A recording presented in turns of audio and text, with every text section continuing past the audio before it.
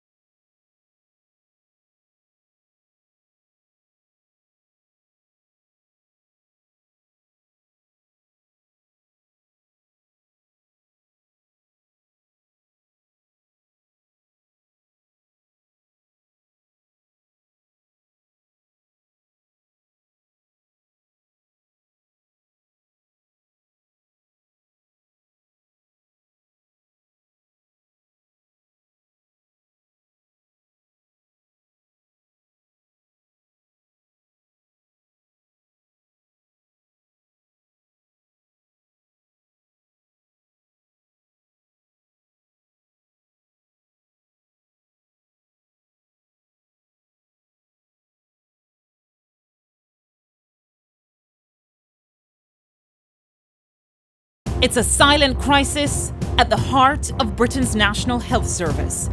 Locked up and misdiagnosed, that's the reality for thousands of Caribbean people in the UK mental health system. A lot of the black people that get taken into mental hospital, especially by the police, are over-medicated and misdiagnosed. When we go to Britain and get sick, they really do want to lock us up. The fundamental reasons why this group are treated differently have not been addressed. We uncover this widespread problem and take a hard look at life in the UK mental health system on this episode of 18 Degrees North.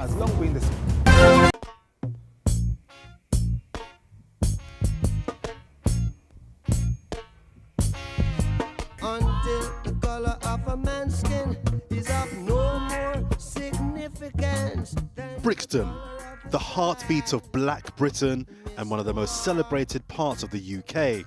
It's also where I was born and raised. But there's an ugly and often tragic reality that extends across the country.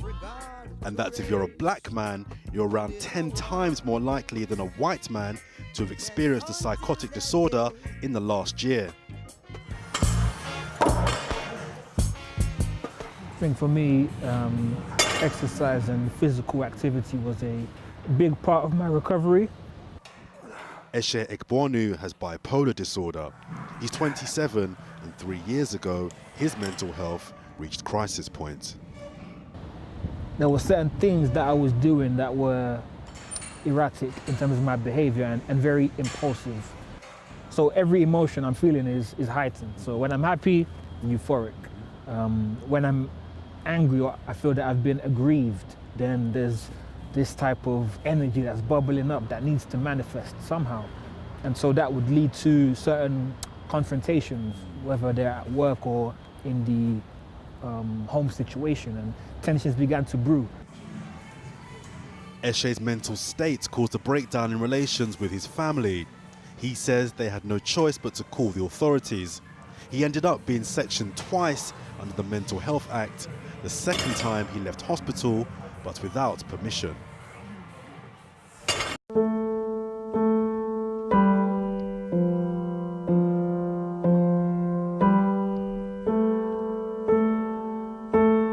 My illness, how it sort of started was I had a sort of a mental breakdown. It was like a big double death, in the family. Such a big loss, to see my sister in particular who suffers from sickle cell, like myself. She died in hospital, after 4 weeks of being in hospital. She got weaker and weaker over time. But 6 months later, my mother ended up dying. She had a heart attack. I came to her bedroom, to say good morning, but she looks like she was in a deep sleep. So I called her again. I did, and then she didn't respond. Then I decided to phone the emergency services quickly, and I did all what they said over the phone, and I couldn't get no response. And that experience sort of took me back 11 years earlier, because I had to save my dad. He died at home as well, in the same bedroom, in the same bed, and I had to resuscitate my dad as well. That's where it really started, yeah.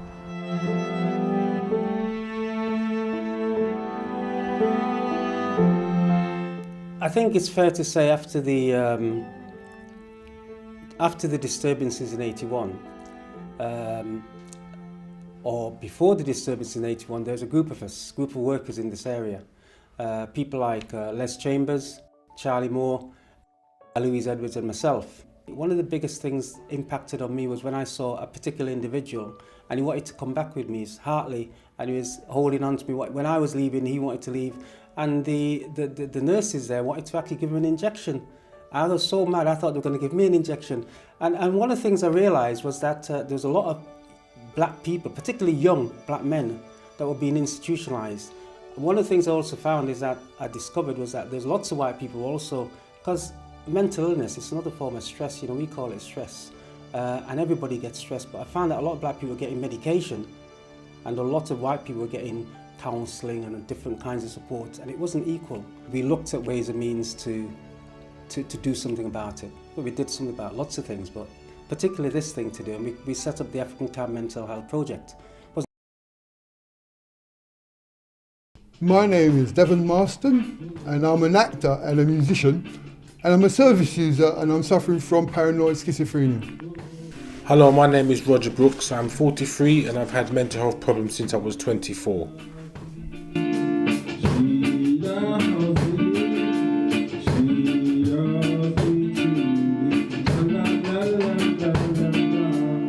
I was diagnosed with mental health problems when I was 22, going on to 23, admitted to the local psychiatric hospital under section with the police and the mental health law. Given a heavy dose of medication which knocked me out for 4 days and affected me physically on the ward. My mental health problems first started in Jamaica when I was 24. I had a row with my girlfriend and I ended up on a ward in Jamaica, and my diagnosis at that time was nervous disorder. And when I returned to England, I was admitted to Springfield a number of times, and they changed my diagnosis to schizophrenia, paranoid schizophrenia.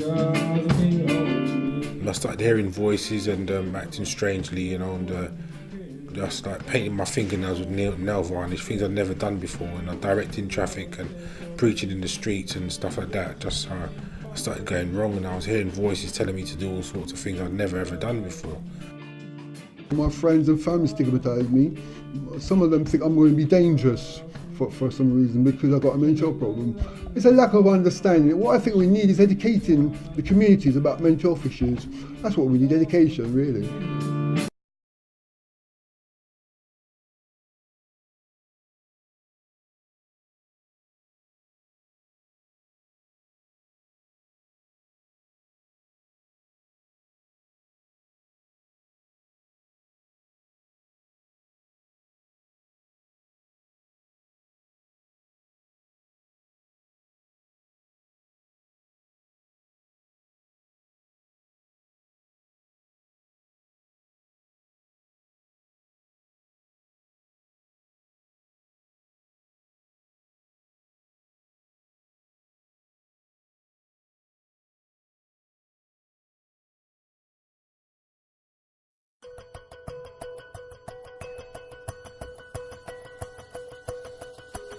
Mm-hmm.